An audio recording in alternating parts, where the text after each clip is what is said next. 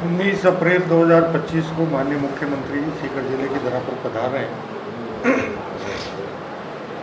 8 जगह सीकर जिले की सीमा से प्रारंभ होकर फतेहपुर तक 8 स्थानों पर स्वागत सभा होगी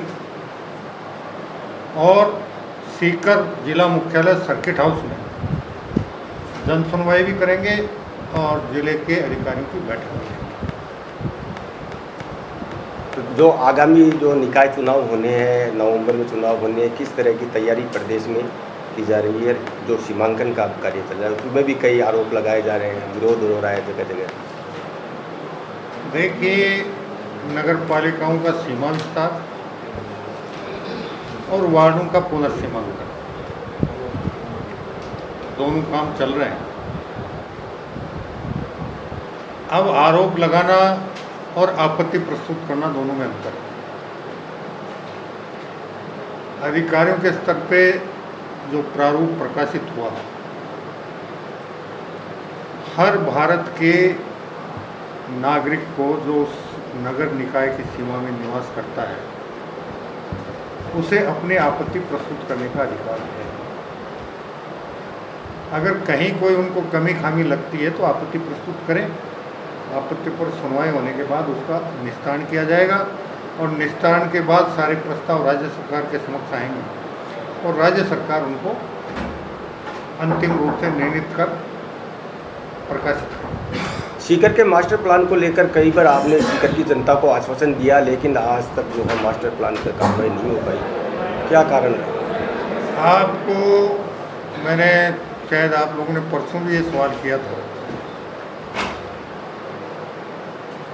आने वाले 15-20 दिन में सीकर के मास्टर प्लान का प्रारूप आपका प्रकाशित हो जाएगा, उसके साथ साथ खाटू का भी हो जाएगा। पूर्व मंत्री जो है प्रताप सिंह खाचरियावास के यहाँ ईडी की कार्रवाई हुई, वो राजनीतिक द्वेषता करार दे रहे हैं, सरकार पर भी कई आरोप लगा रहे हैं। देखिए, ईडी के पास जो शिकायत है उनका एक ये कहना है कि मुझे नोटिस नहीं मिला। तो जब चाहे ईडी हो, चाहे इनकम टैक्स हो या दूसरी जांच एजेंसियां, उनके पास कोई शिकायत आती है और शिकायत में अगर कोई तथ्य उनको लगते हैं कि दम है तो वो शर्त वारंट प्राप्त करती है न्यायालय से और फिर छापा डालती है। तो उसमें नोटिस देने का तो कोई प्रावधान है ही नहीं। और रही बात जो एक